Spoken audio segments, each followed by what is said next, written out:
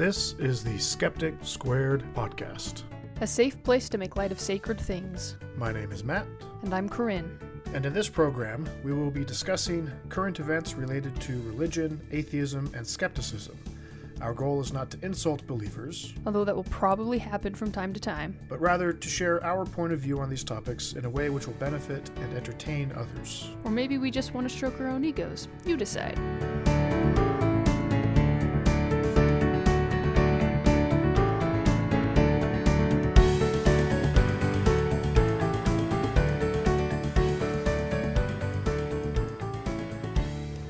Hello, and welcome to the Skeptic Squared podcast. Today is Sunday, January 24th, 2016, and I sound like I don't know what I'm talking about. Oh, there it is on the computer. I feel like we've had this conversation before. I'm pretty sure once before. Yes, and joining me today is my serendipitous wife, Corinne. What does that even mean? It means whatever it needs to mean. And today we have a bunch of articles that we want to go through and some different topics and stuff. Corinne, I think you have more articles than I do, so why don't you go ahead and start? Okay. So this first one I found on Facebook.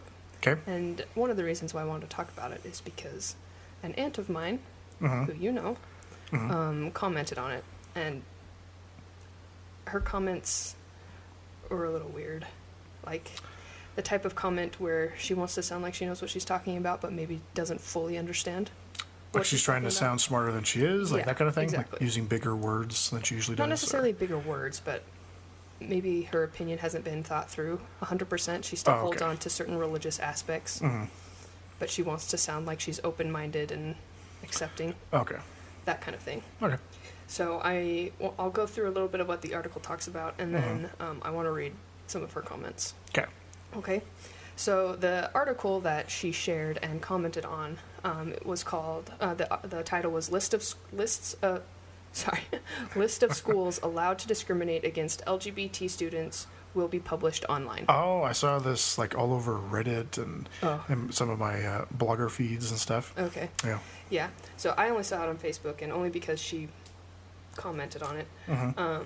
But the article itself just talks about that the Department of Education has decided to publish a list of religious schools that receive federal funding, but also receive federal exemptions to discriminate against LGBT students and employees. So it's just a published list. That's all it is. Right. They're not calling for action or anything. It's just so that they're a little more open. People can be aware. Yeah, they can be aware, and they can decide whether or not they want to try and go to that school or not. Yeah. But like if perchance they're gay. exactly, or they support gay rights. Yeah. You know. Or maybe if they're coming from the other direction where they want a school that discriminates. Exactly. Yeah, you know. it goes both ways. Yeah. As awful as that would be. Yeah. Yes.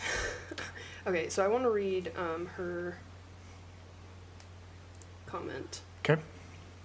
So her comment is, a religious school has every right to religious freedom and sticking to the tenets of their faith. There are a lot more schools out there that are not religious. I fully support civil rights, as you well know, but I also fully support religious freedom and protections. And a privately owned religious school has every right to those protections. A student can easily choose another school. I'm not saying I agree with keeping students out. To me, that seems a bit silly. But I do support their right to their religious freedom at a private school. Right. And So- that's not the issue, though. No, exactly. And that's what I wanted to bring up. Like, you know, she's right on a certain level. Like, a religious school has every right to decide who they want to have in or out of their school. Yep. But the problem Any is private the federal... school. Yeah. Any in private any part of the school. school. Yeah. Yeah. But the problem is the federal funding, and that's the Exactly. point that she's missing. And It's the same issue that we had a few years ago when there were a bunch of Catholic-owned hospitals that were trying to discriminate against certain people and not allow certain procedures to be done, Right. not pay for like contraception and abortion and that kind of stuff. which is still an issue. Right, which is still an issue, but the issue primarily focused on the fact that they were getting government money Exactly. to support their hospital, and they're discriminating against other people's beliefs. You know, Exactly. it's like where is the line? I think like my personal view is if they're receiving government money, then they need to be not discriminating against any group that the government deems a group that shouldn't be discriminated against. You know, like you have race, you have sexual orientation, you have gender. Those are like the three big ones that people focus on. You know, and those are the ones that the government has come out and said, you can't discriminate against these groups. They're a protected class, or whatever the terms that they use, you know, which is different than other groups that are discriminated against, like, say, pedophiles or, you know, felons, or I don't know, you know. Like, there is a distinction that's made by the government. And if an organization like a hospital or a school doesn't abide by the same rules that the government says for discrimination laws, then they shouldn't be receiving government money, because it ultimately means that the government is supporting their discrimination. Exactly. You know. Right. And these people that are paying taxes are essentially discriminating against themselves in some, you know, Exactly, form. yeah. It's like LGBT people are paying taxes just like you or I are. Yep. And those that tax money goes to fund schools that are discriminating against them. Yeah. So it's, I mean, that's the issue here, and that's the issue that she misses. Yeah. And one of her, a friend of hers does comment that is actually what it's about. But she responds with, "I'm fine disagreeing on this point," and then goes on to say that she doesn't, that she doesn't agree with the practice, but she recognizes the right to hold true to their beliefs in a private institution. But so that's more or less what I was talking about with, like, she's holding on to this one concept, but she's missing the larger and more obvious point. Right, the point that actually is the point. Right, right. Yeah. And then that same friend, I want to read this part as well, Okay. says, "That's one of the things I love about you. You can have an intelligent debate without it getting personal. Someday you'll have to tell me how you feel about the new prophecy disallowing children of LGBTs to be baptized." Oh, okay. Which is something that we've talked a lot about on a few episodes. Right. So the thing with this aunt is that I would not classify her as being fully active. But then again, I don't live around her, so I don't know how often she goes to church. But just from things she says on other things she says on Facebook, pictures she posts, like her lifestyle in general. At the very least, she's she's kind of a liberal Mormon. Exactly. She believes in the church up to a certain extent, but she doesn't like go. She's not like a hardcore true believer. Right. Yeah. Kind of like how I was in my transition period. I didn't go, but I still held on to quite a few of those tenets. But yeah, eventually moved out of it, and she's just kind of in limbo, I feel like.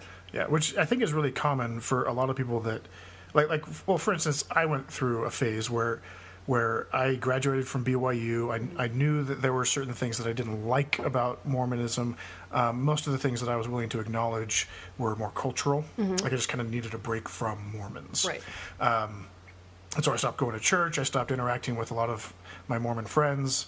And I just kind of avoided thinking about religion for probably a year or two. And then I started getting more involved in, like, research and looking at like say clips. In fact, a similar kind of issue was there were clips on YouTube that I found of there was the Dover trial in Pennsylvania, then there was the Kansas School Board of Education, like different groups trying to get creationism or intelligent design into public schools. And so it came up again, like, you know, where is the line? Like, do we allow them to bring in their religious philosophies into a public school setting where it's supposed to be inclusive and it's not supposed to be religious, or it's not supposed to favor one religious belief over another? And so that kind of got me into, you know, thinking about, like, the implications of these sorts of things and diving in a little bit deeper. But a lot of people don't make that that step going down the road of research. They just kind of say, well, I don't like these particular aspects, but I like these aspects, so I'm going to keep going. They become, you know, cafeteria Mormons, or they cherry pick. They cherry pick and that kind of thing.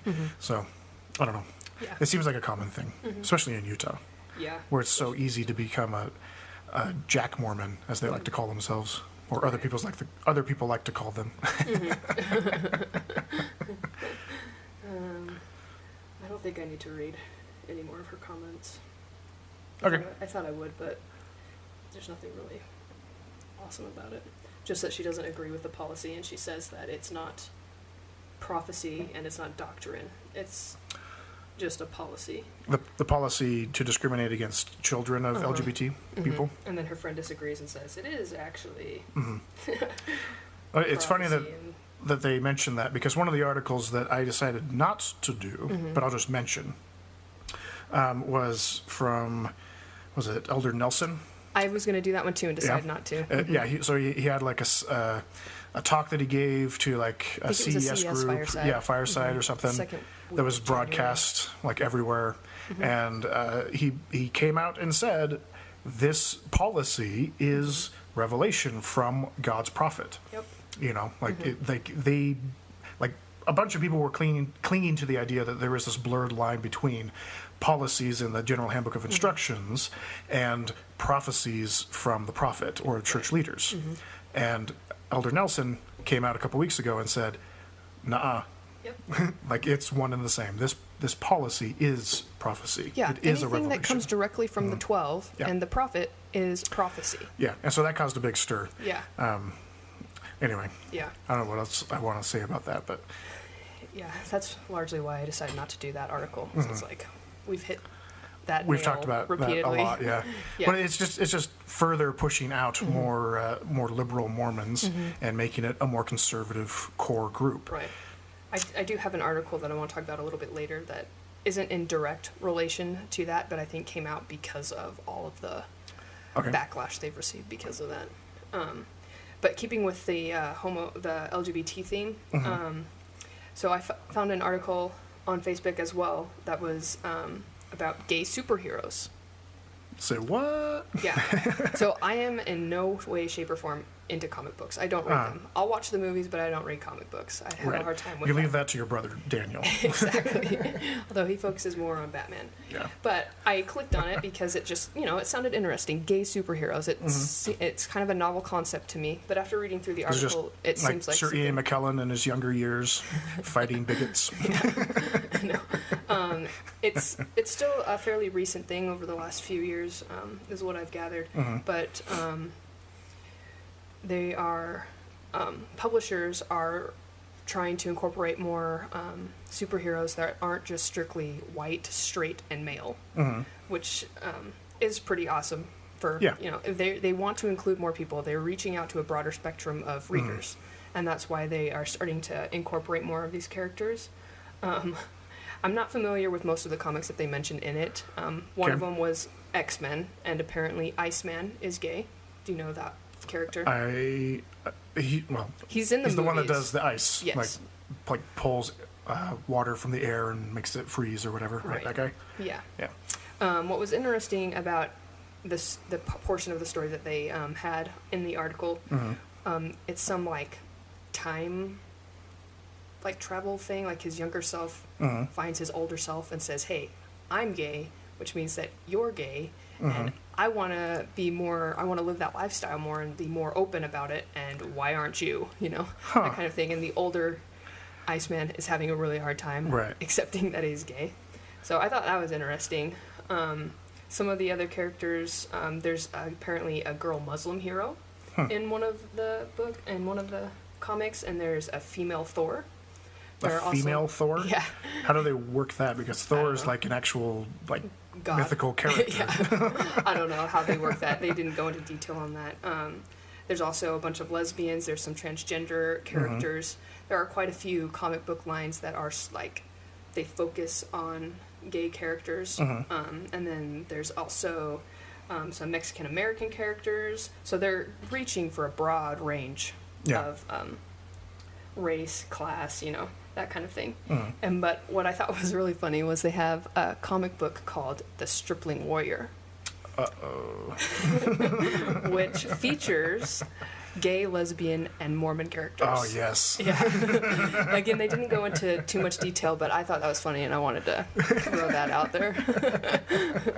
It's intriguing enough to maybe find a copy of maybe one. we should talk about who the Stripling Warriors are. I don't know, Okay, yeah. Have we explained them before? No, we haven't really talked about the Stripling Warriors. Okay, so let's see. They're with was it Captain Moroni, or was that before? Helaman? Mm-hmm. Okay, so this is in the Book of Mormon. This is in Mormon scripture. The idea being that these are Native Americans. This was just after Jesus was born, right, or just before, like around that time period, Yeah, I like think it's first- before. like first century BC. 'Cause this is the anti-Nephi Lehi's, and that was before. Okay, Right. So this is like leading up to Jesus being born on the other side of the world. Okay, and you have these stripling warriors.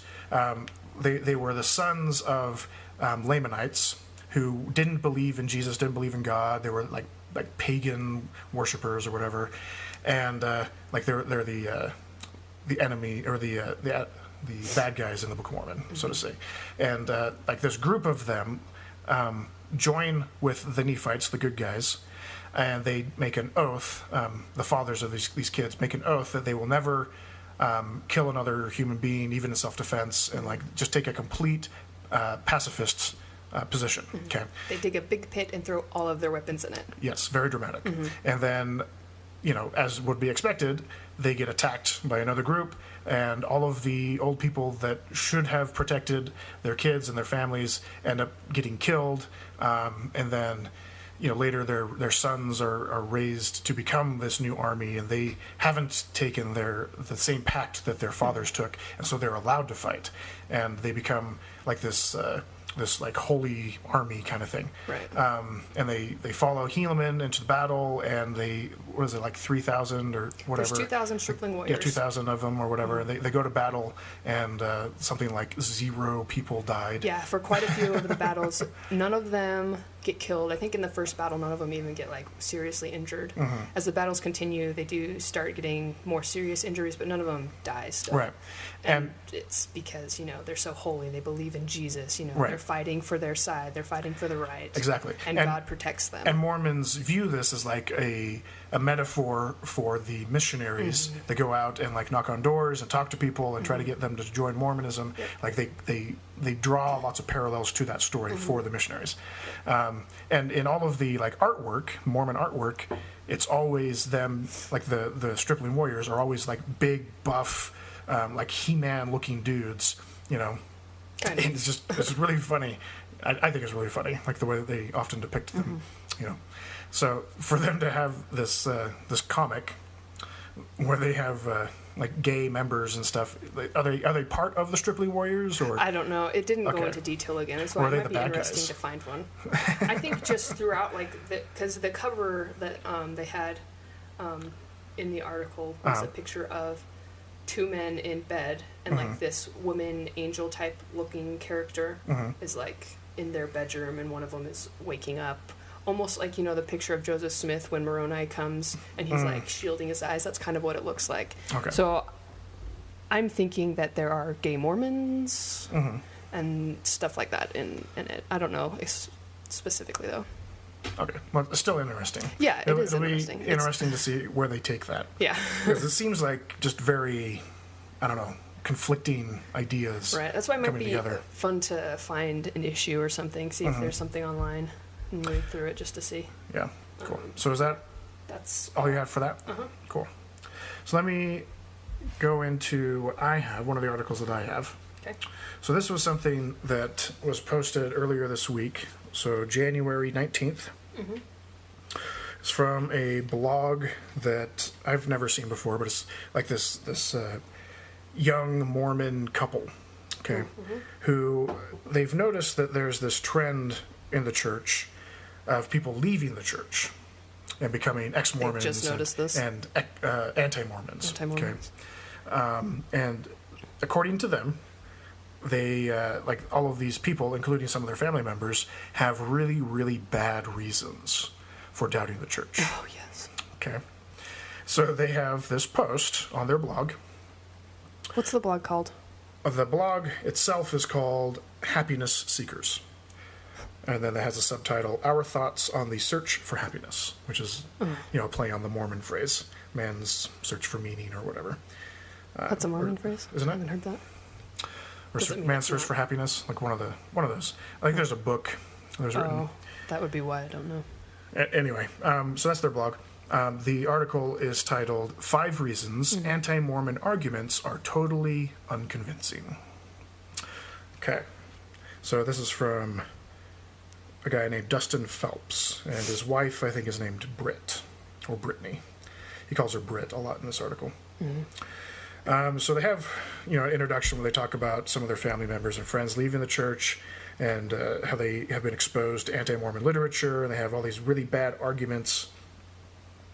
Let's see. So the first actual argument that they address, titled number 1, is negative evidence isn't all it's cracked up to be. Yeah, it's a bit confusing. Well, the word negative is, I don't know. The word negative, what is the word I'm looking for? I can't think of the word I'm looking for. Never mind. Yeah, so it took me a couple reads over the first couple paragraphs to really understand what it is that they're talking about as far as negative evidence. Right. Because, initially it sounds like they're addressing the issue of, the argument, absence of evidence isn't evidence of absence, which is just a completely fallacious argument. There are definitely exceptions to that.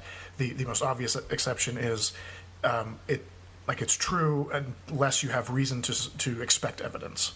If you have a reason to expect that there would be evidence if something happened, there not being evidence means that it probably didn't happen. Anyway, so. Okay.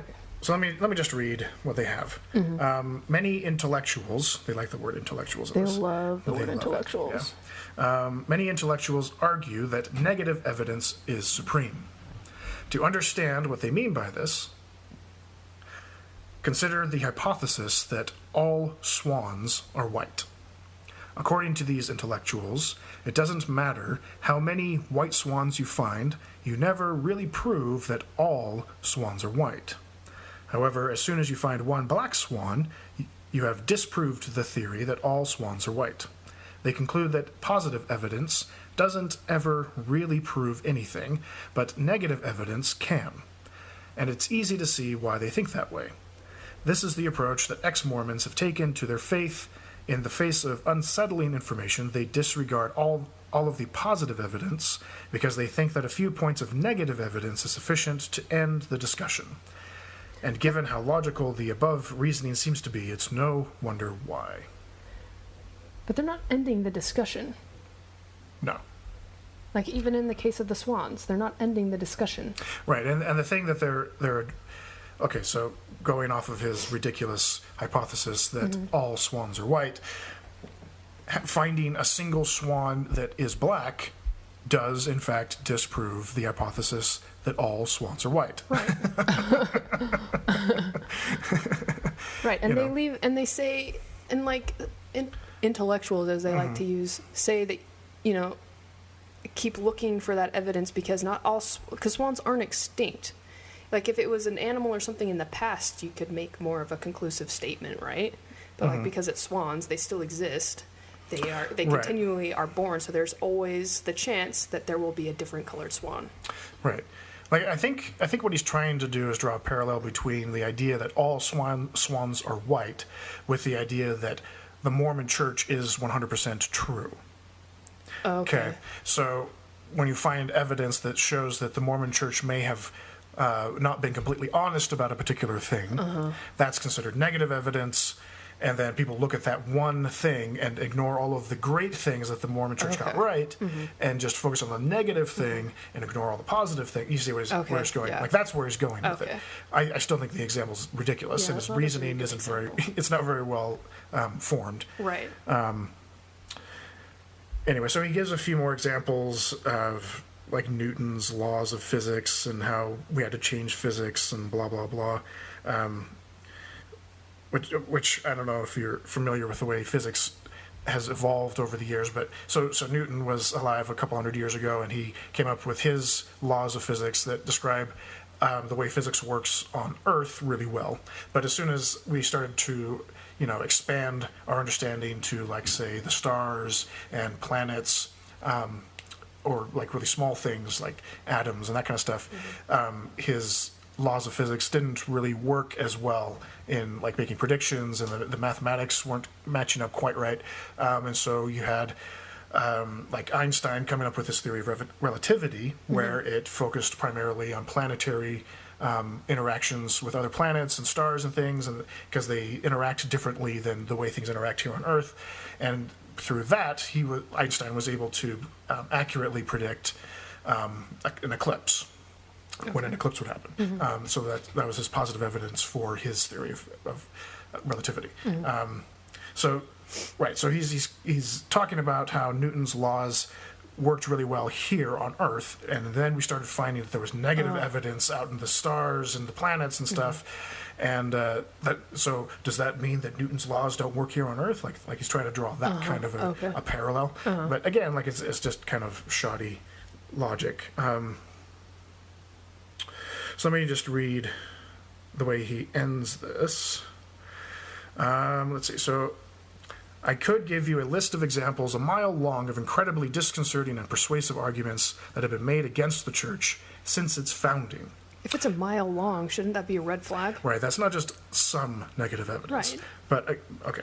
But have since been invalidated by new information. Keyword new. Right. Right. How many accounts against the prophet turned out to be forgeries? So he has a link here to the Mark Hoffman forgeries. So things like the Solomon letter that showed how ridiculous it was that Joseph Smith saw an angel in the form of a salamander. It turned out that was a forgery. He didn't see an angel in the form of a salamander, but It was a toad, wasn't it? right. So if you look at other accounts, it turns out that there are accounts of him saying that he saw an angel in the form of a toad. Right. So it wasn't a salamander; it was a toad. Yeah. But you don't get that in this article. Right. So that's one of his examples.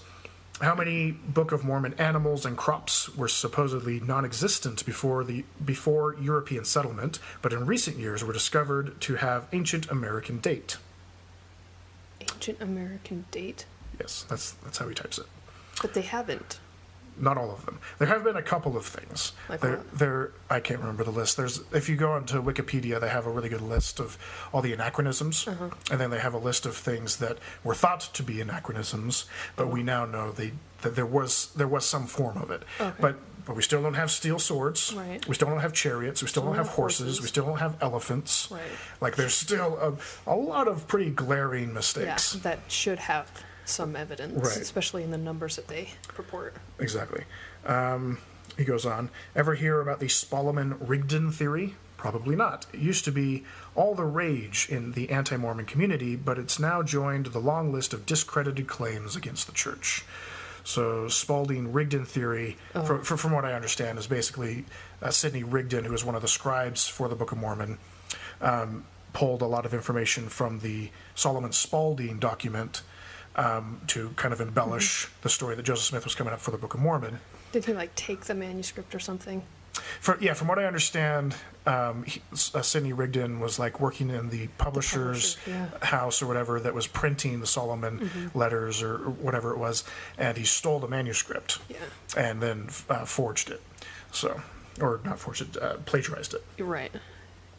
And for him to just say that it's completely discredited is silly, because there were still people who looked to that as a credible alternative to the idea that Joseph Smith translated the Book of Mormon from gold plates using seer stones or from a Urim and Thummim, through magic, essentially. Right. Yeah, the problem with that theory, though, too, is that there is evidence that he did, and there's also evidence, there aren't a lot of witness accounts that say that he did, too, and that's part of the problem. That's, why he can get away with saying that. Because it's not something that we can prove 100%. But here's... Yet. But for me, any natural explanation is always going to be more tenable than a supernatural explanation. Oh, yeah, 100%. Yeah. Yeah. So, anyway. And even if he didn't take the manuscript, he had access to it. He read through it. They were good friends. Yeah. He knew what they said. Yeah. Okay, so continuing on. To be fair, there are certainly things about the church and its history that continue to defy any honest attempt to explain. But again, if we are sincere in our quest for truth, we will be very careful about how much weight we give negative evidences, considering all the contexts we are potentially missing. While no one should reject negative evidences blindly, the sincere seeker of truth will consider the possibility of missing context and fairly weigh the negative evidence against the positive evidences, not to mention the potential of, and this is in bold letters, spiritual witnesses. Okay. It's just funny because people that like research this stuff aren't discounting context. Like, they're looking at the context, and that's part of the reason why. They're looking for context. Exactly, they use the context. You need the context to understand that, and the Mormon Church completely discounts that. Yeah, or they leave it alone completely. Yeah. Yeah, like they did with the seer stones. They just ignored it for years, even though they had the seer stones. Right. You know, they just allowed people to speculate, and then 150 years after Joseph Smith died, they finally say, "Oh yeah, we have those. Yeah. Here's a picture of them." Right. You know, or the fact that this church came about during this huge religious revival. They touch on it that there were there was like religious strife throughout the land, but they don't bring up the whole churches were springing up everywhere. Right. Okay, so the second point that he makes is the evidence in favor of the restoration is truly extraordinary. So the restoration is the idea that the Catholic Church really messed things up back in medieval times. The whore of all the earth. Right, and then Joseph Smith had to come in and set things straight. So now we have the church as Jesus organized it. So that's the Mormon Church, the way that they see it themselves. Okay, so he says, Joseph Smith prophesied that he would be proven a quote, a true prophet by circumstantial evidence. Wait, read that again? Joseph Smith prophesied that he would be proven a true prophet by circumstantial evidence. Okay. Now, more than ever, the evidence is mounting in Joseph's favor. How? Do they give you a list? They do, in fact. I'll get to that in a second. And I don't care if you think the Book of Mormon was actually written by Oliver Cowdery or Sidney Rigdon, or if you think that a 23-year-old Joseph Smith was some kind of genius, you still can't explain away what a feat the Book of Mormon would be if it truly was an invention. Oh my God, it's not a feat. It's a terribly written book. It's terribly written. It's so plagiarized. It would not be published in this day and age. No. No publisher would take a book like that. No. Like half of it is straight out of the New Testament or from the Book of Isaiah. Yeah. And it's just, like the stories are dry, the characters are one-dimensional. They don't link. Like... They skip, like, decades at a time to get forward to a point where something kind of interesting happens, and then they spend 30 chapters on it. And then they go back in time, and you have no idea, and you get confused, and they use the same names for people. Like, it's a terribly written story. Yeah. So if it was an invention, it's a bad one. Yeah. And it just supports the theory that he was illiterate. Okay, so he does actually provide a list of evidences. Let's see. So I guess he has circumstantial evidence. Right. Circumstantial evidence is stuff that you can't use in a court, right? Circumstantial means that they're basically coincidences that are non-conclusive. Which is evidence you can't use in a courtroom, right? Right. Okay. Right. I just want to make sure I'm understanding circumstantial evidence. Yeah, that's the way I understand it, at least. So he says, since the evidences are so incredible and I want to do them a decent justice, I'll have to take them up in a future article. So he has a link to another article that he's working on. I haven't looked at it yet. However, the following is a teaser of that longer and more detailed list of evidence. So the first one that he has is the Book of Mormon, from start to finish, is filled with ancient Hebraic art forms. I can only assume that he's talking about chiasmus. Okay, he goes on. The LDS Church wasn't even aware of this until the missionary discovered it in the 1950s. You've got to see what our forthcoming article has on this. So chiasmus, for those who don't know, is a poetic form where you start with a theme, let's say theme A, and then you move on to theme B, and then theme C, and then theme D, and then you get to halfway through the poem, and then you start going through reverse order, so you go D, C, B, A. So the focus in the center is like the main point that's trying to be conveyed, and it's just a form of poetry. It's super simple. It's a really simple concept. It's something that you can even do without really thinking about it. Yeah. And we have examples of this happening in lots of different forms of literature. It's not even just the ancient Hebrews that did it. You know, like Shakespeare has examples of it. There's other books that have examples of it. Didn't you find an article that talked about this a while back? I did, but I don't remember what it said. Anyway, so it's not as, shaking or, like this Right. grand It's a pretty revelation. common form of poetry. Right. The second point that he makes, again, evidences for the Book of Mormon, says the Book of Mormon explains a monetary system that has that happens to not only be closely related to the ancient Egyptian one, but that also constitutes the most efficient money system the world has ever known. Does he understand this money system? Because I don't. It's really confusing the way that they describe it. Yeah. Yeah. It's like everything's a tenth of everything else or something, and Yeah, and then there's the one thing that includes all of the things. it's as big as everything. Yeah, it doesn't make any sense. Yeah.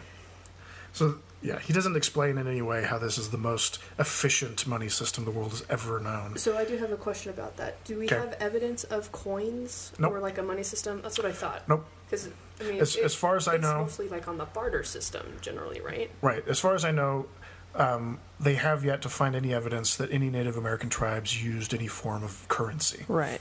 Like, it was all about bartering and trading, Yeah. assuming that they did anything like that, any form Right. of commerce. Right. But, yeah, like coins, Yeah. no evidence of coins. Okay. I just wanted to make sure I was remembering that correctly. Yeah. Next point, the Book of Mormon's seamless fit with Bible doctrines and the lack of self-contradiction is incredible. The lack of self-contradiction might be a new thing in comparison to the Bible, but Well, I mean, if you look at it from a book of fiction, it's just a story. It's a narrative. It just starts from one point of history and just goes to another point of history.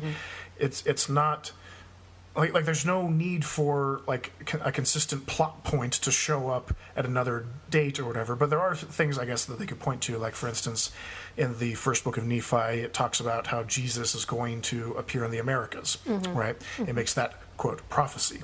and then he does. And then he does. Towards the end. Right. Could that possibly have been, the whole point that Joseph Smith was trying to make when he was writing this thing? Right. Or maybe there is an alternative theory that, we've talked a little bit about the 116 lost pages.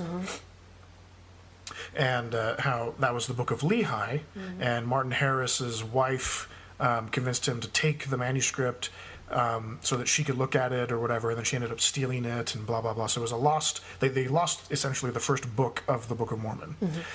And so, miraculously, Joseph Smith, or in the Book of Mormon, Nephi, Lehi's son, wrote the same story in a separate book. And says that he did. And says that he did this, and he didn't know why he was doing it, but that the Lord was preparing He's being something. directed by the Spirit. Right. Like, as if that's not, like, a glaringly obvious counter to somebody trying to pin him down, But even with that story, from what I've heard from different historians, Joseph didn't write or quote translate the first book of Nephi until after he had finished translating everything else. So he started with the book of Lehi, went to the point in the story where it continues after the book of Lehi ends, so where second Nephi begins, and then writes the whole book, and then comes back because he's missing the first book. He's probably hoping that it would resurface or something, figures out that it's not going to happen, so he just retrofits all of this stuff. Well, it's pretty easy to fit in things that happen at the end of the book in the beginning of the book if you're just rewriting the beginning of the book after you've written the end of the book. Right. It's like it's not that hard to put that together. But even so, it's like even if it is completely, consistent, internally consistent, so what? So is Star Trek.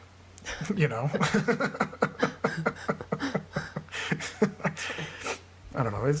It just doesn't make it seem like this fantastic supernatural thing that the only explanation is Joseph Smith got this from God. Right.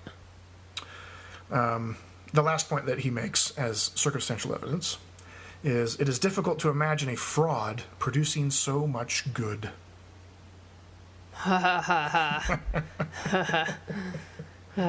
He can say that now because they do a lot more good than they did then. But even today, it's still very harmful. Right. And what is it? 2% of the church's earnings actually go to humanitarian aid. Yeah.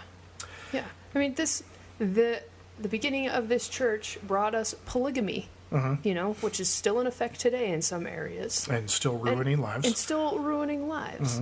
Like, blood atonement. Yeah. All of the guilt and shame associated with sexuality. Yeah. Sexual repression. Oh my gosh, yeah, no. All the issues that they're having with the gay community right now. None of those work because there's plenty of evidence discounting all of those. Yeah, and the fact that they point to the missionary efforts and then like humanitarian efforts where they put sandbags down during Hurricane Katrina, like that's supposed to make up for all of the, you know, gay Mormon teens that are living on the streets right now in Salt Lake City. Right. Like, really? Yeah. Okay, the third, let's see. So the third section in this is anti-Mormon arguments are like conspiracy theories. Oh my God. Conspiracy theory. Yeah, so basically he's saying that the church is like the government, and anti-Mormons are like conspiracy theorists who don't trust anything the government says, and anytime the government tries to counter anything that they say, or providing any sort of counter to their conspiracy theories, they just say, well, you can't trust them because they're the government. Okay, so that's essentially what he's saying anti-Mormons do with the church. They're saying, well, you can't believe the church because they're the church. You can't believe what the church says because they're biased. You know, like the church is doing this and they don't want you to know it. Which in some respects is true. Right. So let's see. I don't think I want to read the whole thing of this. Okay, so I'll read this part. The anti-Mormons get to present the facts and half-truths and outright lies in whatever manner they please. But when the church releases context or LDS scholars present alternative views, anti-Mormons paint these attempts as worthy of dismissal since they come from biased sources.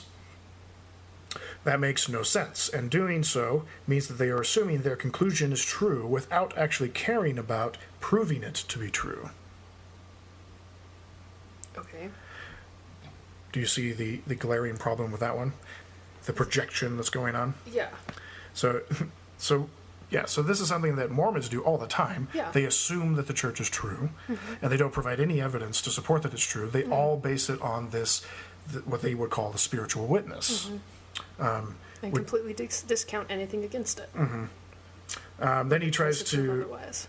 Yeah, so then he tries to compare it to people saying that we didn't actually land on the moon, and then NASA comes out with arguments saying we did land on the moon, and all these things that you're pointing to, like the flag waving or that kind of stuff, like those things are silly. Like, this is the reason why that happened that way, and the conspiracy theorists are saying that, you know, it's ridiculous. Like, it doesn't make any sense. You're just saying that because you're NASA. You work with the government and all that kind of stuff. So he goes on. Furthermore, tough questions NASA might pose in its defense, such as if the moon landing were really a conspiracy, how could they have kept the secrets for so long? Wouldn't an astronaut or film crew worker have spilled the truth by now? Or a lot like, why did none of the 11 witnesses deny their testimony of seeing the gold plates, particularly when several of them became disaffected? This is a very common argument. Right, so the 11 witnesses, you want to explain who they are?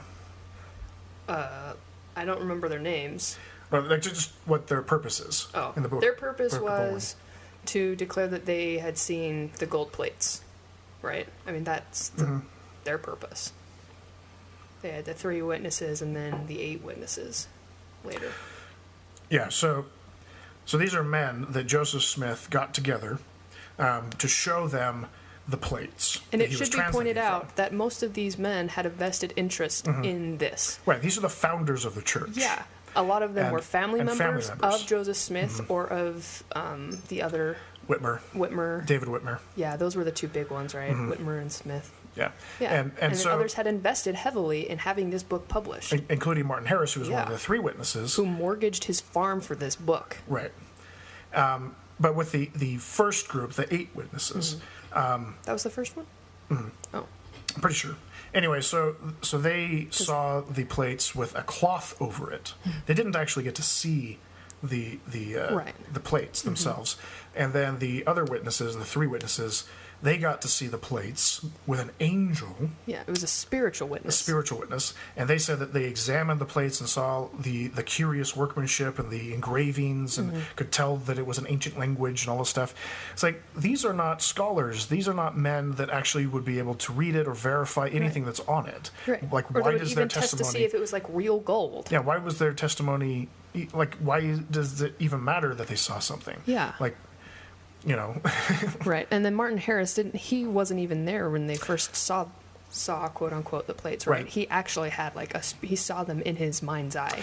Right. Which he actually admits to. So it was Joseph Smith, Martin Harris, and then I think Oliver Cowdery and David Whitmer or Sidney Rigdon. Anyway, so they had the three witnesses plus Joseph Smith.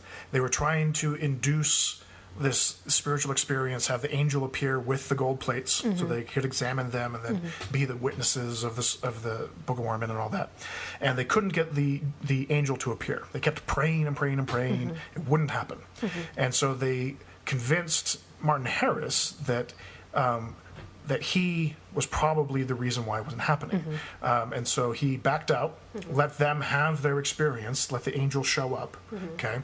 And then later, he had his own spiritual experience and claimed to see the angel and all that stuff. This is a man, Martin Harris, who thought that a deer walking alongside him while he was traveling between cities was the embodiment of Jesus Christ. And he had a conversation with this deer. Right. And I'm pretty sure it's been said of Martin Harris that he was extremely superstitious, like more superstitious than most people in that day and age. His own wife described him as a superstitious, gullible man. Yeah. Which is saying something because they were all fairly superstitious. Right. But he's just really bad with money, apparently. Yeah. He was kind of on a fluke, ended up making some money with his farm, and then Joseph Smith totally just took advantage of that and duped him. Yeah. At least that's how I see it.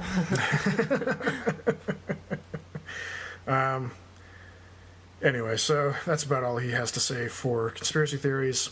The fourth section is anti-Mormon literature uses deceptive presentation tricks. I'm not going to read very much about this. It's so ironic because they are talking about their own literature without realizing it. So he talks about, there being nuanced reasons for why Joseph Smith did certain things, the fact that he was a treasure hunter before he found the gold plates, the way he used folk magic to translate the gold plates, all that kind of stuff. Okay, so there is one thing that I do want to read from this section. In these and so many other cases, it is not the force of reason that drives people from the church. It is the effect of emotion. Completely wrong. Completely opposite. Yeah, it's completely opposite. Like, that one just jumped out at me. Yeah. It's like, holy crap, you have not met my family or or some of my friends. Well, You haven't even recognized their own emotions. Right. But yeah, like, okay, so there is something else that I want to read because he does elaborate on this. Okay. In addition to manipulating information that few members know about, anti-Mormons also talk about things that happened 200 years ago that are difficult to understand from a modern perspective. Without putting ourselves in their shoes and understanding all of the facts of the day, things that aren't really that big of a deal suddenly appear to be very important pieces of negative evidence. Actually, that's not the thing that I thought I was reading. Okay. So that leads into the fifth section. Sorry. Okay.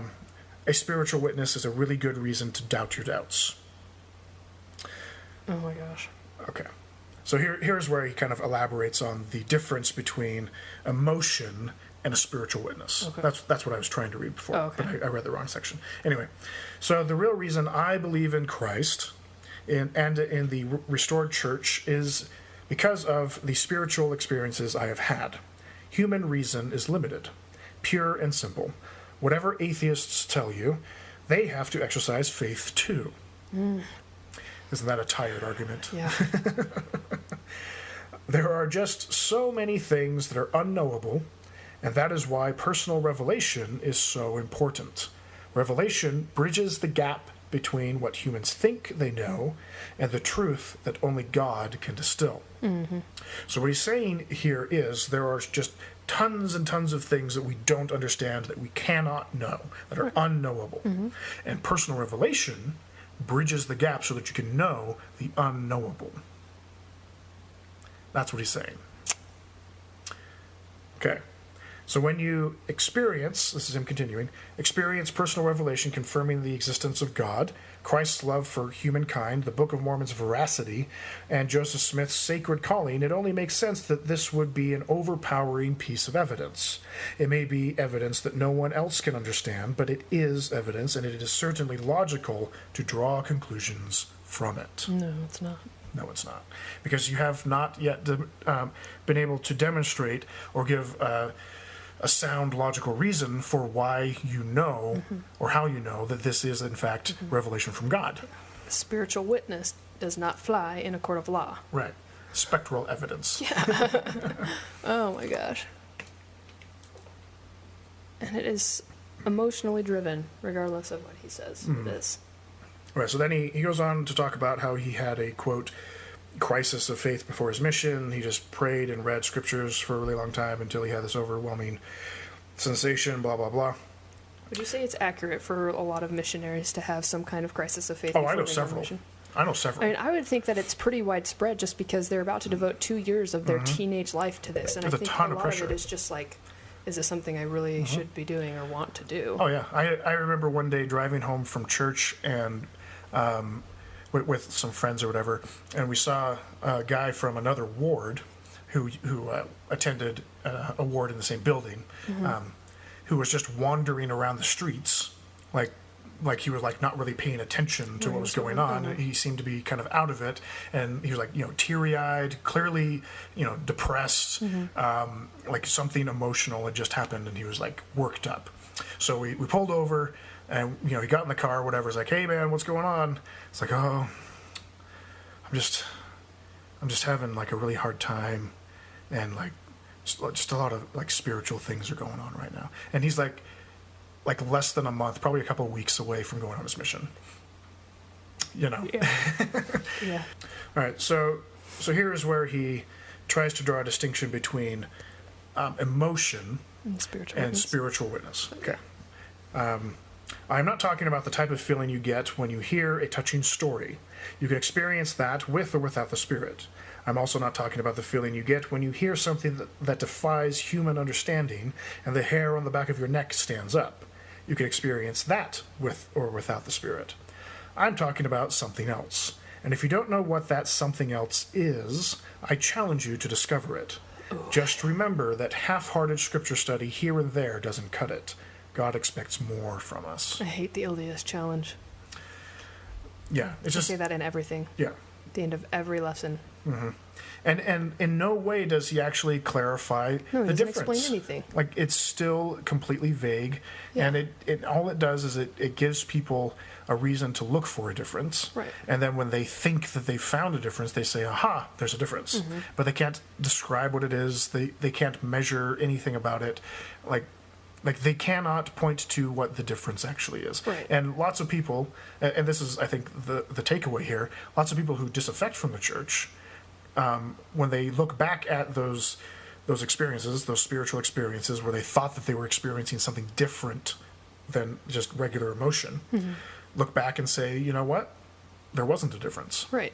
There were lots of times when I thought I was feeling the Spirit, and then, looking back at it, it's like, oh, I felt the same thing when I was watching Saving Private Ryan, or when I was listening to, this album, or, Right. Watching this movie, or Right. or talking to family members about this topic, Yeah. Or it was legitimately like some kind of a dramatic experience that you were going through, So you are emotionally worked up, but you get this overwhelming, calming feeling suddenly, and it's like, oh, that's the Spirit. Yep. No. Yeah. When you're invested so much into this idea, into this church, you invest time and money and lots of resources. Yeah. You have a reason for it to stay true. It's called the sunk cost fallacy. You think that because you've like subconsciously, you think that because you've invested all of these hours and given 10% of your money for all these years, it can't possibly be true. If it's true, you've wasted all of these resources. It has to be true in order to validate all of the time and money that you've spent in this organization. And lots of people fall into that. And, you know, there's a few people that I can think of right now. In particular, there was a guest on a podcast that I was listening to where she basically kind of admitted to it, although I don't think she would phrase it in this way, admitted that there is that sunk cost that's kind of holding her in. You know, she has invested lots of time and money into this idea, and she has a hard time letting go of that. Like, she has to find a reason to stay. In her particular case, the reason that she stays is because of the sense of community, which, not to be discounted, it's great for insiders, not so great when you leave. Oh. Yeah. Anyway, so that's pretty much all I have from that article. Okay. You have another one? Yes. We're going to move away a little bit from the LDS Church in particular, but we are going to stay in Utah with this one. Okay. So this one, the article is called More Utah Parents Opt Out of Immunization for Kids. And this came out January 11th of this year. That's sad. Yeah. So the Utah Department of Health compiled a list that shows that more Utah children are being exempted from immunizations by their parents. And the scary thing about that is that the numbers from last year are very close to the 5% threshold that puts herd immunity at risk. Okay. And in the article, it does tell you what the percentage is. So herd immunity occurs when 95% of the population is immunized. That's higher than I thought. Yeah, so it is pretty high. So the percentage of Utah children in preschool and kindergarten that haven't been immunized from last year is 4.61%. Oh, wow. Super close to that 5% threshold, and that's up from 4.33% from the previous year. So it's slowly moving up. They give a harder number. It's 2,315 kids out of 50,000 that are not immunized. Okay. Which is a fair amount of kids. That's a lot of kids. Yeah. I mean, even if you just put one of those kids in each school, you know, throughout the state, like, that's a huge risk. Yeah. The numbers are based on all Utah public schools and all but 14 private schools, and that includes some daycares. So they got a wide range. It wasn't just a localized study, it was the entire state. And this is a growing trend nationwide. Yeah, nationwide. You know? It's a huge thing in California. And I clicked on the article because I was a little bit surprised by the title, that more kids aren't being immunized in Utah. Yeah. So the vaccine that's most commonly refused by parents is the MMR vaccine, which is the measles, mumps, and rubella. Which, from what I understand, is one of the most important ones. Yeah. I'm pretty sure it's one of the first ones you get. Yeah. Like that and polio. Yeah, exactly. The article continues that parents are exempting kids from shots for religious or medical reasons, but most do it for personal reasons. Most of them don't believe in vaccines, or they still believe that vaccines cause autism, which has been thoroughly debunked. Oh, yeah. The guy that came out with that article lost his license for it. Right. Well, he admitted that he was paid by a company to come up with that conclusion. Exactly. Yeah. You know, and this was like within a couple of years of it being published, like 15 years ago or whenever it was. Like, it has been debunked and admitted a hoax for over a decade. I'm pretty sure. Yeah. You know. Yeah. Seriously, it's been debunked over and over and over and over again. There is no evidence lending itself to this other side whatsoever. So, just on that topic, I've taken courses on like psychology and special education and that kind of stuff. And in one of my special ed classes I took, we talked about this phenomenon because obviously it's a hot button issue. It comes up a lot, and so. You know, professionals working with kids in the mental health industry need to know what's going on. And I remember my teacher talking about this, and she made some very interesting points. She said, like, there is an increase in autism. Okay, like, we can show the numbers, but there are other factors going on than just simply people having an immunization. Okay, for instance, they changed the definition of what autism is, so that it's not just autism; it's the autism spectrum, which includes other diagnoses that didn't used to be considered autism, such as Asperger's disease. And the other big factor is that the techniques used to identify or diagnose autism are a lot better than they used to be. Like, there have been significant advances in their ability to detect autism. And so those things combined make it look like there's this huge spike. Right. And, on some level there is a huge spike, but it's because we've changed the definition to be broader. More aware of it. And we're more aware of it. And that's the other thing, is like people are just more aware of autism these days. Yeah. And they're kind of looking for it. Like, if their kid gets to the age of 3 or 4 and doesn't really talk, then they suspect autism. And so you have a lot of people kind of rushing to the doctor to say, like, does my kid have autism? Whereas in generations past, not many people knew what autism was. They didn't know the cause of it. They didn't know this or that. And so people just didn't think about it very much. You skip ahead like another 20, 30 years, there will be another diagnosis that everybody's talking about, and all of a sudden we'll see another influx. Like, it happens, Anyway, so those are my 2 cents. Just to clarify a little bit. And then another reason they stated for parents exempting kids is because they're worried about their kids having a serious allergic reaction. And the article states that there are cases of like minor reactions, nothing like life-threatening or anything, and that happens from time to time. Like, even with like the tetanus shot, you can have an allergic reaction from that, but it's not life-threatening, and it doesn't necessarily counter that vaccine, right? Right. And then as far as a serious allergic reaction goes, the CDC has said that the chances of a child suffering a serious reaction is about 1 in 1 million, which to me isn't a good enough reason to not vaccinate your child. Well, there's only 3 million people in the state of Utah. Yeah. So 3 kids in the entire state might have a serious reaction. Right. And not even necessarily kids. Yeah, 3 people right. in Utah might have a reaction. Exactly. And that's just, to me, that's not firm enough ground to not immunize your kid.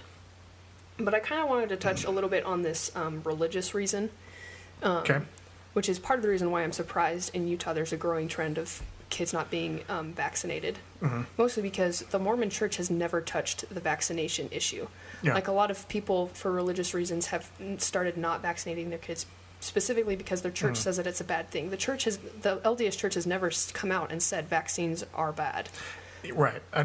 I can't think of a single time when they've commented at all on vaccines as a church. I can't think of any either, in any like past general conference talks, anything. Right. Like, as far as I know, like, the medical community in the church is pretty strong. Like, they have a lot of medical standing. Right, because the doctors. standard concept in the Mormon church with regard to medicine is that, science and medicine is trying to understand the workings of God. Of God, right. That's the way that they look at it. That's the way they approach it. There may be problems with that line of reasoning. Right. But that's the way that they look at it. Yeah, but at least they still advocate for the use of medication, right. Yeah. So I would say that religion is not a reason that people in Utah aren't immunizing their kids. But I had a thought, and it would be interesting if they could do a study on kids that aren't being vaccinated to see if their parents have any ties to like things like oils, essential oils and stuff. I feel like, because that is definitely a huge thing in Utah. And I think, alternative medicine. And I feel like that might have something to do with it as well. Essential oils are just exploding here. Yeah. Like, there's... Like, within 2 miles or 3 miles of this apartment where we're recording from, there is a doTERRA headquarters. There's a My Oil Business, and there's another one. Like, there's 3 big essential oil. And something like else. 3 big companies for essential oils. Yeah. Yeah, it's huge here. Yeah. I think doTERRA started in Utah. Did they? I think so.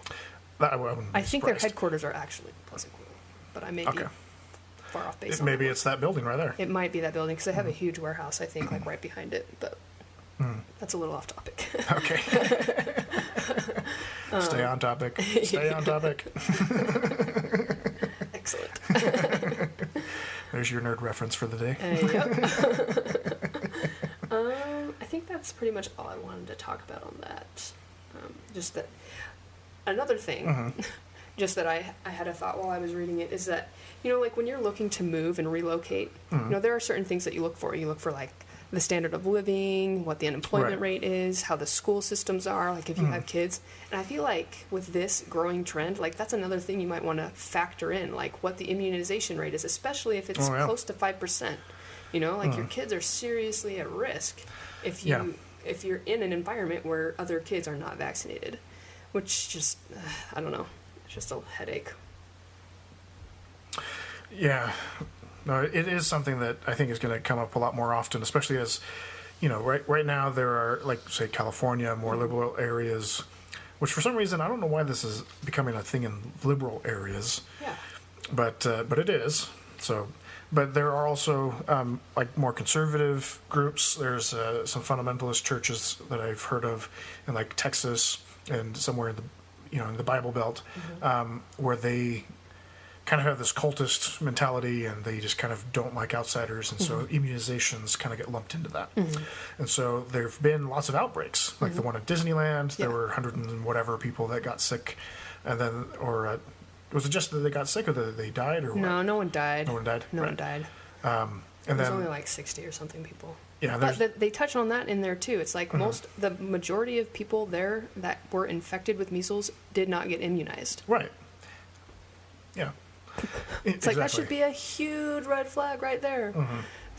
Yeah, but these outbreaks are happening more and more, and so I think we're going to see a lot more people talking about it, and it's going to be, I don't know. It seems like there's this like counterculture movement against getting immunizations, and I think that there's going to be more and more pushback against that counterculture as more and more people are getting sick, Right. especially when it's kids. You know. And it's going to factor in, I think, to the whole like immigration thing. Like if people want to leave America and move somewhere else that is high on immunizations, if you're not immunized, like that's a huge, like they don't want you in the country. Like Yeah. I feel like that's going to become a huge thing too. Yeah. Just throwing that out there.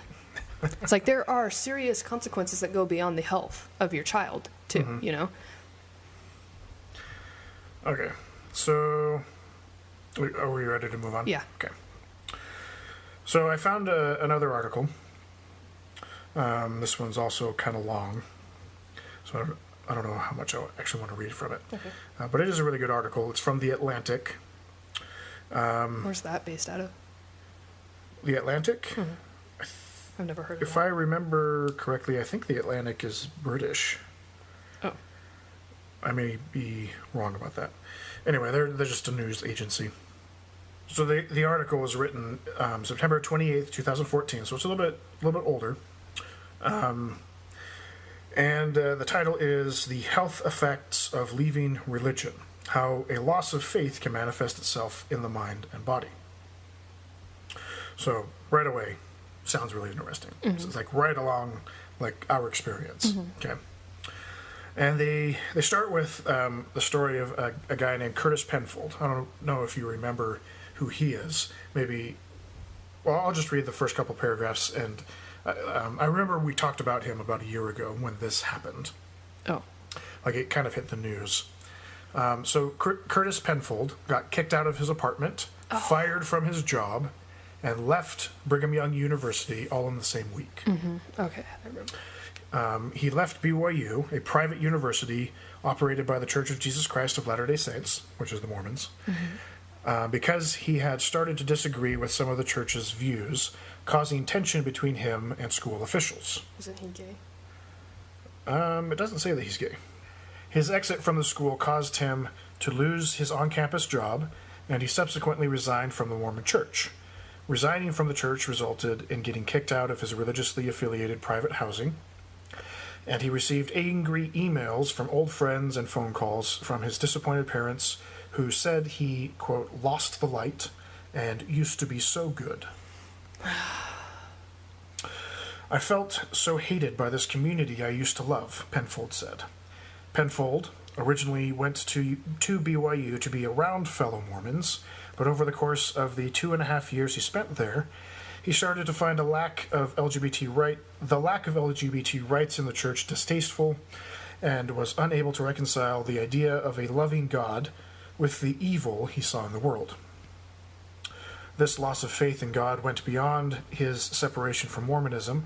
leading to months of depression, anxiety over the prospect of no afterlife, and suicidal thoughts.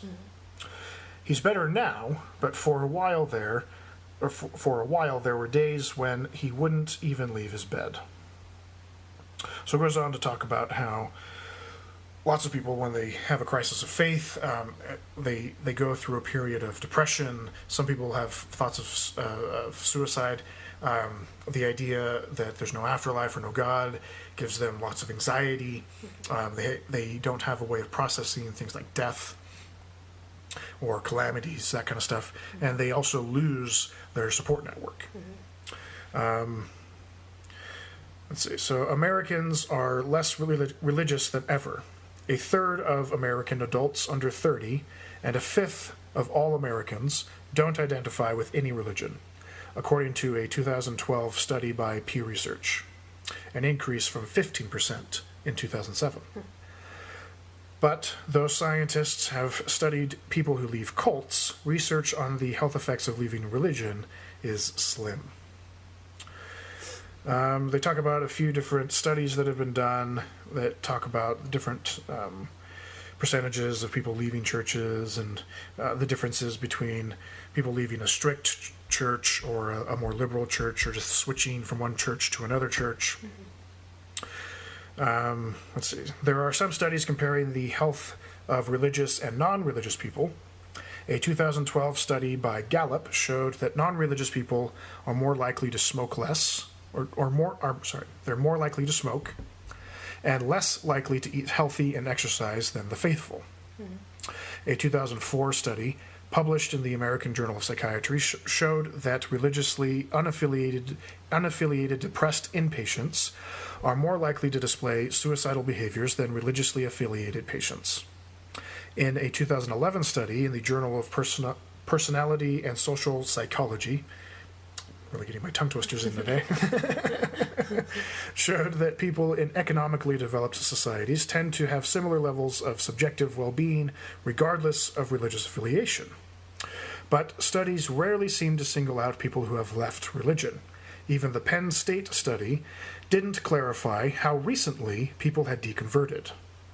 Recent deconverts are, understandably, those most likely to see health effects, according to Dr. Darrell Ray. So Dr. Darrell Ray, we've talked about him before. He's a psychologist who's written books. In fact, they give a list of some of the stuff he's written down here. The God Virus and Sex and God, How Religion Distorts Sexuality. We did a segment on him a couple episodes ago. You mentioned him. Right.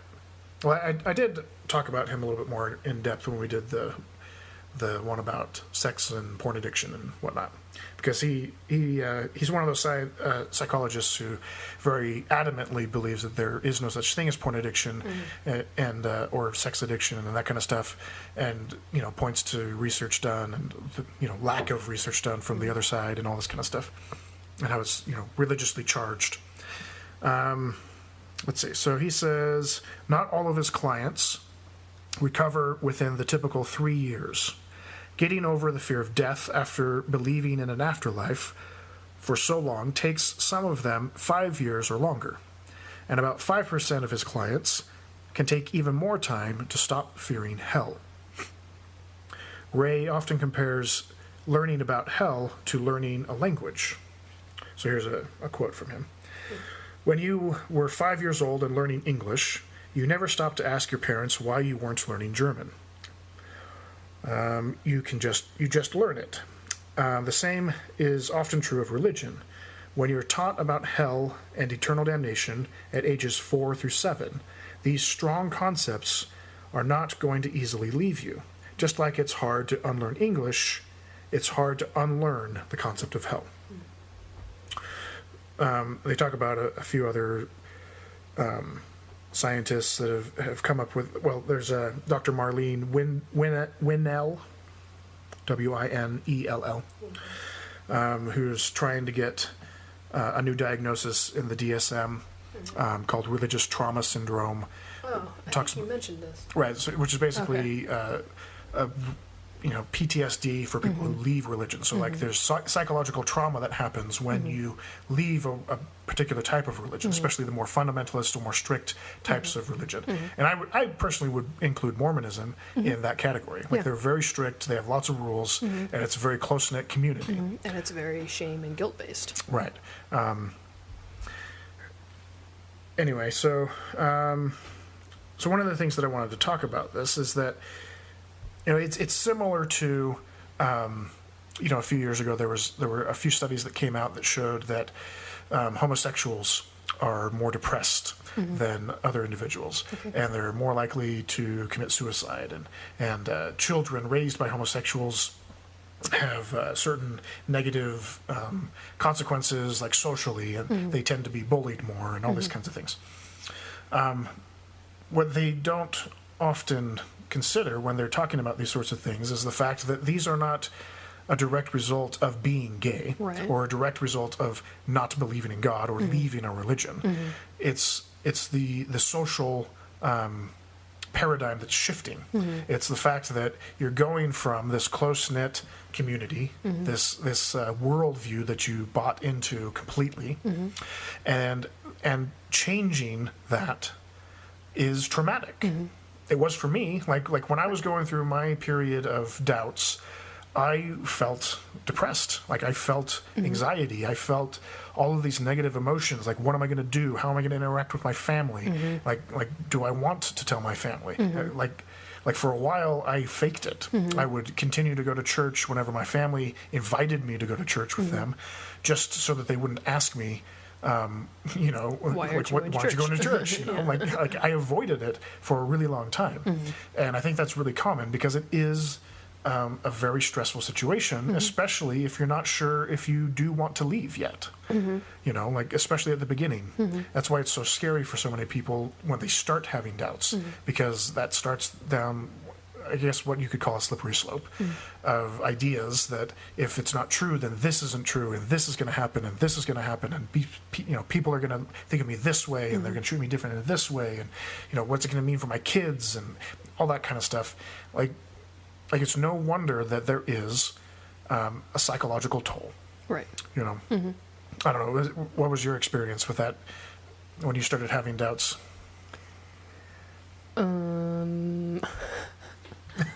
Definitely anxiety. I still experience anxiety, especially whenever my family is involved. I think... I don't know if I've ever been really depressed. I think I've experienced some form of depression every once in a while, but it's never been that bad just because I had you. We were already living together. We were very close already, so I had some kind of a support arm. I had someone that was supporting me in this journey out. So I think that helped me a ton. I think it's crucial. Yeah, it is crucial. And I think in that way I had it a little bit easier than a lot of people that are coming out of it and they're the only ones in their family or something. Right. But yeah, I still experience anxiety as far as religion and my family is concerned. Yeah, and not to mention the fact that you are losing your worldview. Yeah. That is traumatic in and of itself. Yeah. Yeah. Making that big of a shift in the way that you view everything. It's massive. Right. Anyway, I think that's all I want to talk about with the article. I really enjoyed the article. I think everybody should read it. Again, that's The Health Effects of Leaving Religion from the Atlantic. They talk about a lot of really good stuff. Anyway, you had another article? Yeah, I have one more. Okay. And it kind of ties into the Nelson thing that we were talking about, and a little bit of the blog that you talked about too. Okay. So this is from Fair Mormon blog. Oh my gosh. So Fair Mormon is an apologetics website for the Mormon Church. They're not directly endorsed by the church, but whenever it's convenient for the church, they will point to them. Yeah, I think I also saw this on Facebook, but okay. So it is called, What Should I Do If I Have Received Revelation Different from Apostles and Prophets? Oh, yes. Perfect. I haven't read this, but I've thought about this before. Yeah. Actually, let me check and see if I can find when it was published. because I found it, obviously, this month, January 11th. Okay. So I would surmise that this is also in response to the whole LGBT policy that the church has come out with. Right, where they're losing thousands of members. Yeah. And there are lots of members that still consider themselves to be faithful that are speaking out against it as well. Right. And in my recollection, like, this is like a first, I feel like, for the church. Yeah. I mean, at least in my recollection, like, having so many people be outspoken about their issues with this policy. Yeah. And I think that's more or less why this was written. I wonder, because a lot of people compare this movement to when, in the 1970s, late 1970s, when blacks were allowed to have the priesthood in the Mormon church for the first time. Or, I guess, the second time. It was unofficial, I think, before. Right. But, you know, like, I haven't talked to very many people about their experience at that time. You know, like what was the church's response, like, from the general membership? Like, how did people react to stuff? Well, I guess they wouldn't have a backlash in the same kind of way, because they started out with a racist policy, and then they revised it the other direction. Yeah. So, and they lived in a very racist community. Like, I mean, the United States was fairly racist at the time that the church was, you know, brought about. So it wouldn't have been that big of a shock to have the priesthood suddenly revoked from black members, because they didn't have a lot of black members to begin with. Well, I'm talking about in the 70s. Oh, in the 70s. Right. Because so they already had the racist policy in place, and then they took it away. So there probably wasn't this public outcry going on. For it wasn't asking going them the to other change way. It. Right. Yeah. Sorry, I misunderstood what you were saying. Yeah, I don't know. I'm just like trying to like compare the two. No, but I think that's a valid point, because it was giving people more rights. It wasn't taking away rights. Yeah. Which in this day and age, in this social climate, like, that's a huge thing. Oh, yeah. Rights are being taken away. Especially for the gay community right now, because it is, you know, it's such a big deal. Right. Even in the religious community, they feel like their rights are being taken away too. Like, all across the board, people feel like their rights are being taken away. And so that's, I think, part of the reason why it's a huge issue. Yeah. It also helps because Facebook and social media are hugely popular. Like, it just explodes. Like, they spread super fast. And there are more platforms for people to be able to express their opinion. It's not just word of mouth. It's not just within a family unit. It's widespread. Yeah. Okay, so one of the first things that the article says is that it points out that members understand that revelation they receive is only for their areas of stewardship and responsibility. And I think he's implying here that you should understand that any personal revelation you receive is not applicable to the entire church. Just to be clear, we're going back to the article that's saying that, like, what happens when your personal revelation was contrary from what the church says. Yeah. Okay. Yeah. And then what should you do if you sincerely believe you have received revelation that tells you that the highest councils are mistaken? So this was written with 5 steps, similar to the article that you read earlier. Okay. These are steps you should take if your personal revelation differs from a prophet or an apostle's. Okay. So more specifically, if it differs from the LGBT policy. Right. So the first step is seriously consider if you are mistaken or misled, which is obviously hinting that you are, right? Right. Yeah. Do you have something to say about that? I was just going to say, it's funny that they don't tell you to use these steps when you're looking at whether or not the church is true. Like when you're an investigator and they tell you to pray about the Book of Mormon to see if it's true, and you have that spiritual witness we keep talking about, you know, and you receive something that you consider to be a spiritual witness, they don't say, now seriously consider if you might be wrong. Yeah. You know, it only cuts one way. Exactly. Like if you think that the policy is right, you're not encouraged to ask yourself if it's actually right. Yep. You're right. It only cuts one way. Yep. That's the way they do it. That's the way they've always done it. Yeah. It's the way that they get people to stay in. And they think that intellectuals, quote unquote, scholars, skeptics, are the biased ones. Yeah. It's like it's a glaringly obvious thing that they aren't necessarily the biased ones. Right. The second one that you're supposed to do is to pray to have your heart changed if this is necessary. In Which other is words, weird if you receive a revelation against what the church says, then pray again. Right. But nowhere in the following paragraph does he explain when it would be necessary. Mm-hmm. Again, implying that if it's contrary to what the church says, it's necessary for you to pray to have your heart changed. Right. And he offers up a bunch of, not a bunch, but a couple story about like when an old apostle like had to do that. And I can't remember who it was. I think it was Mary and G. Romney. Okay. I'm not going to read that story because they're kind of long.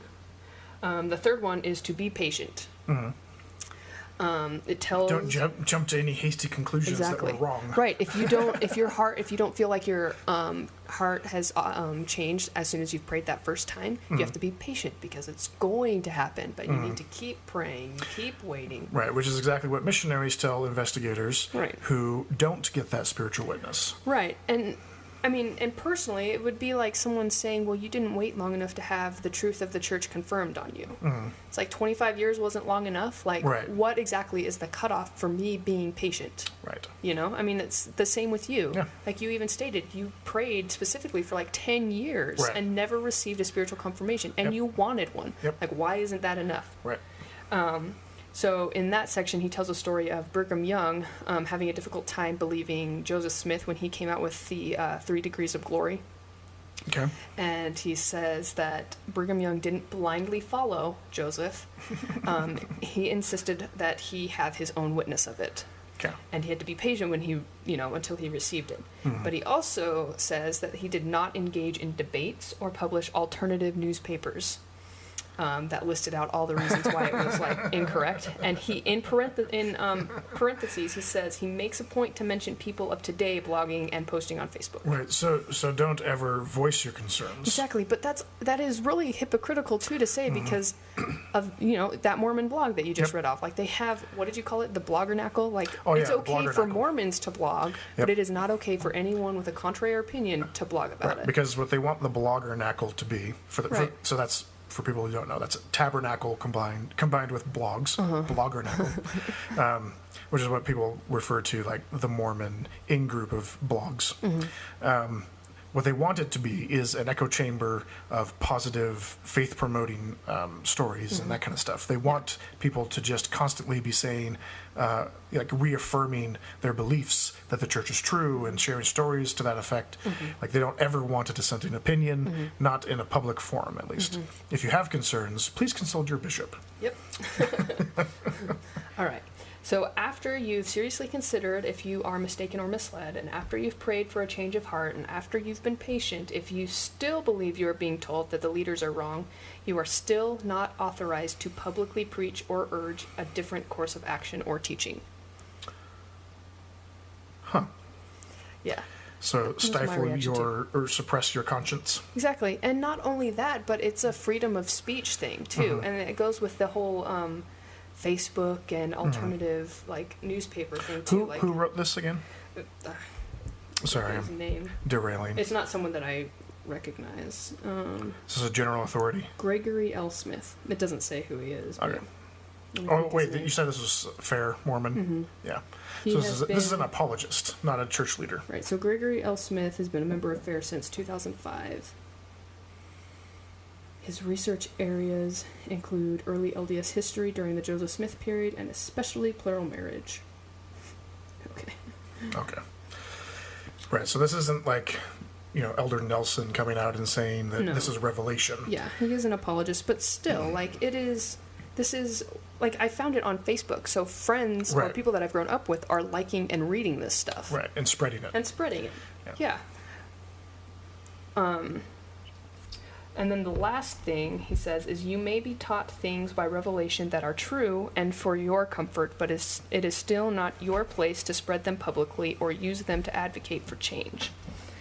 And the interesting thing that I found in this section, I'm going to read. So he basically just said that you can get revelation contrary to what the church says. You just need to keep it to yourself. Yes. and I'm going to read these. That's weird. I'm going to read 3 quotes from 3 previous prophets. So the first one is from Brigham Young. He says, "Should you receive a vision or revelation from the Almighty, one that the Lord gave you concerning yourselves or this people, but which you are not to reveal on account of your not being the proper person," I think that's key right there, Right. "or because it ought not to be known by the people at present, you should shut it up and seal it, as secret as the grave. The Lord has no confidence in those who reveal secrets, for he cannot safely reveal himself to such persons." So remember that last bit. Okay. Okay, and then Joseph F. Smith, quote, "Not even a revelation from God should be taught to his people until it has first been approved by the presiding authority, the one through whom the Lord makes known his will for the guidance of the saints. The spirit of revelation may rest upon anyone and teach him or her many things for personal comfort and instruction, but these are not doctrines of the church, and, however true, they must not be inculcated," which is taught or distributed, "until proper permission is given." And then this last one is from Joseph Fielding Smith. "If a man comes among the Latter-day Saints professing to have received a vision or a revelation or a remarkable dream, and the Lord has given him such, he should keep it to himself. The Lord will give his revelations in the proper way to the one who is appointed to receive and dispense the word of God to the members of the church." Okay. Okay.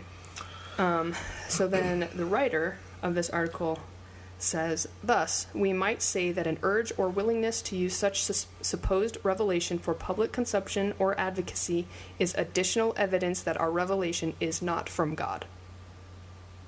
Okay.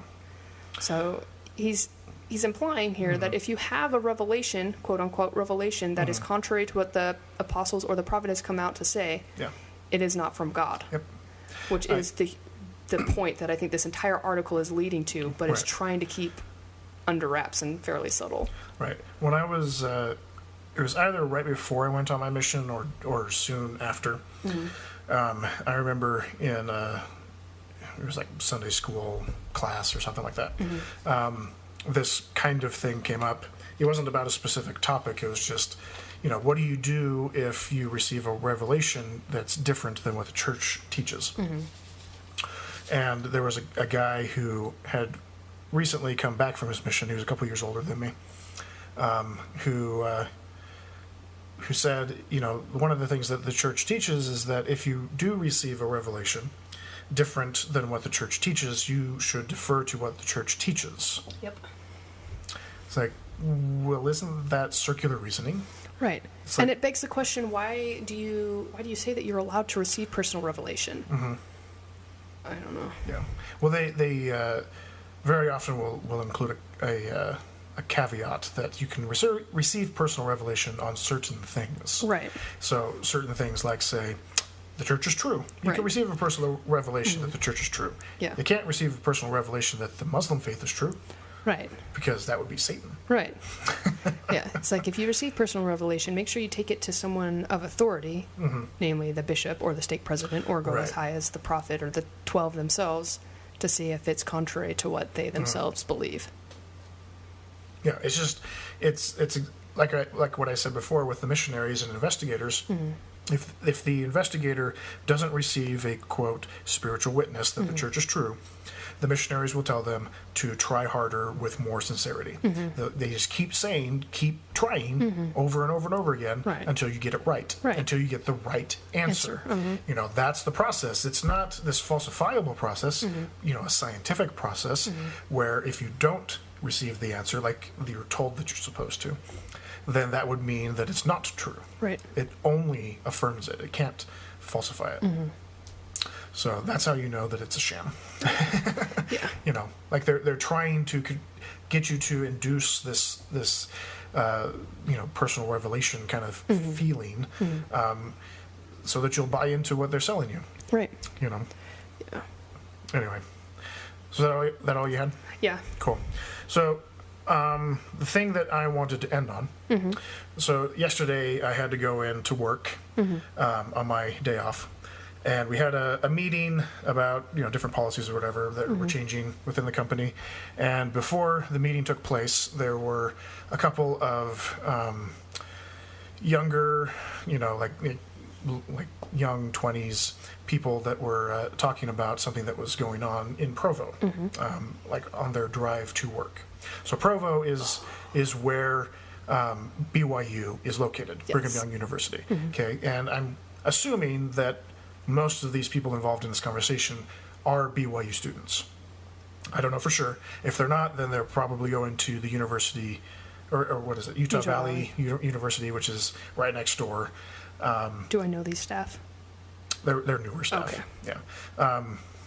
Anyway, so they were talking about the new temple that is being built in Provo. It used to be the Provo Tabernacle. Didn't they have their had open a house? They had a fire. Yeah, the open house is going on right now.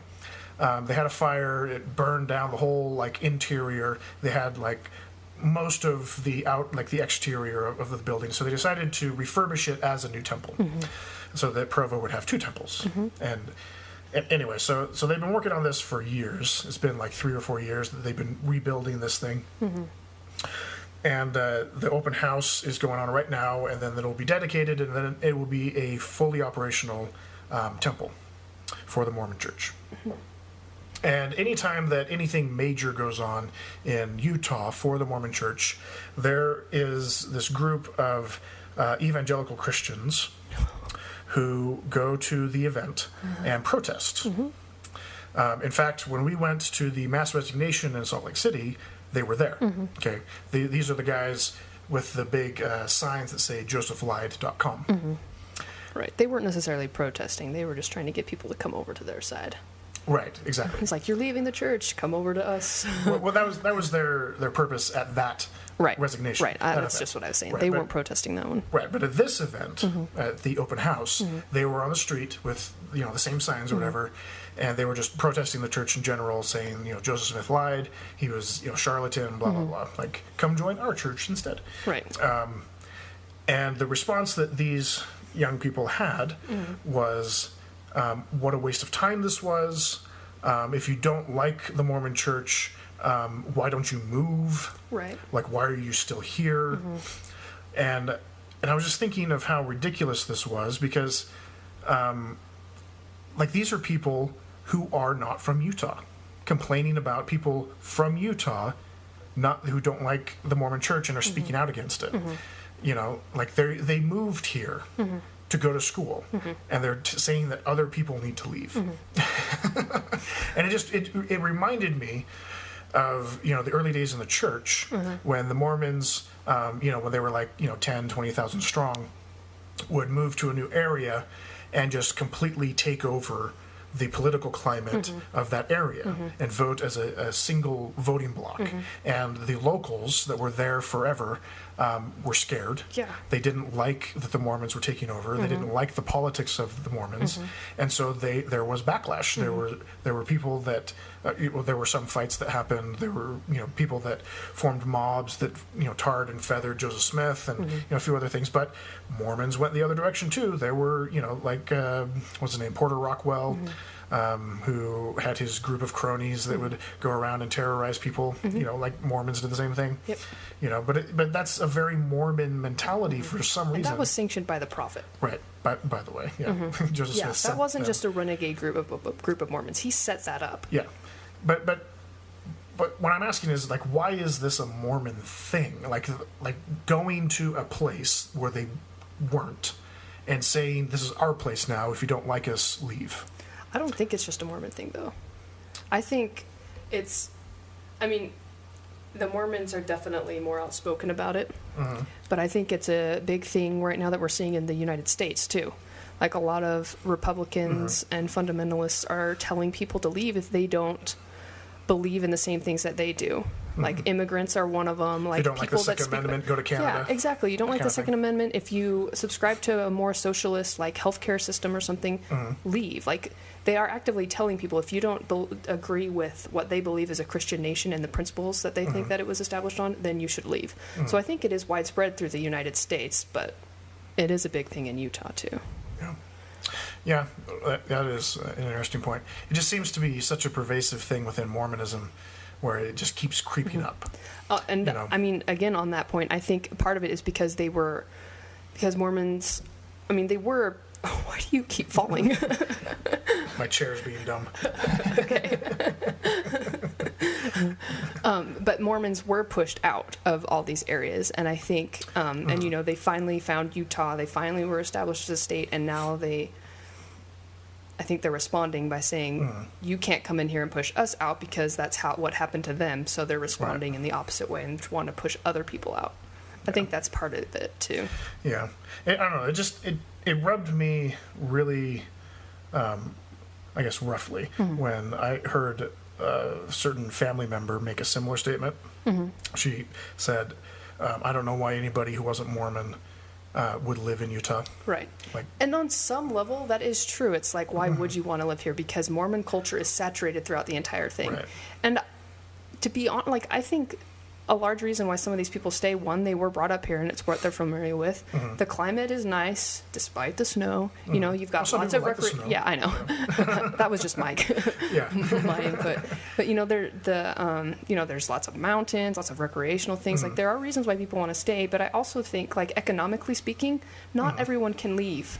Like, they can't just pick up and leave because, I mean, Utah, has a lower standard of living than a lot of states out there, you know, and it's hard to just suddenly move to transition. Like, if they wanted to go to a more liberal state, they can't just pick up and move and go to California because California is so expensive. Right. You know, like, there are other factors to why they are staying, and it shouldn't be an issue for them fighting for what they believe in either, you know? Yeah. I don't know. I just, in this particular meeting, I really wanted to chime in and just say, like, so you guys are not for pluralism, multiculturalism? You just don't want anybody that's not like you to be around you? And immediately they'll go on the defensive and say, that's not what I'm saying at all. Right. But it is what you're saying. It is what they're saying. You're saying because they have a contrary point of view, they shouldn't be in an area that is dominated by one specific religion. Right. Which is exactly why Mormons shouldn't live in Italy. They shouldn't live anywhere over there. I don't know. But yeah, that is an interesting conversation. Yeah. It just kind of rubbed me the wrong way. So they were all for that, for people moving. No one contradicted that. No, like they were all just like, why would anybody protest the church in Utah? Like what a waste of time. Go get a hobby. Like, those kinds of things were being said. And I mean, I kind of get that too. Like, it is kind of a waste of time because the Mormon Church is so pervasive and has their claws in everything within Utah. Yeah. But at the same time, you can't discount their right to state their opinion. Well, and the other thing, this is something that I noticed. Okay, so I graduated from BYU. I lived in Provo for like 4 or 5 years. And then I, moved to the city right next to Provo, Orem, where UVU is, and that's when I started getting into the local music scene, like playing with some local bands and stuff. And when I started getting into the music scene, I noticed that there is a very large ex-Mormon community in Utah County that is completely discounted and underrepresented.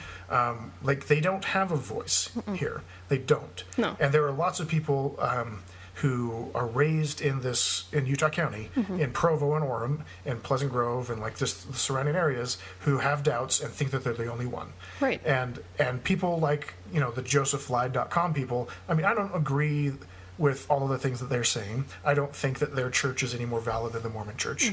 But the fact that they have this website, it's going to get people to start asking questions. It's going to start the conversation. Like, the younger kids, like, they're all about social media. They're all about the internet. They look things up.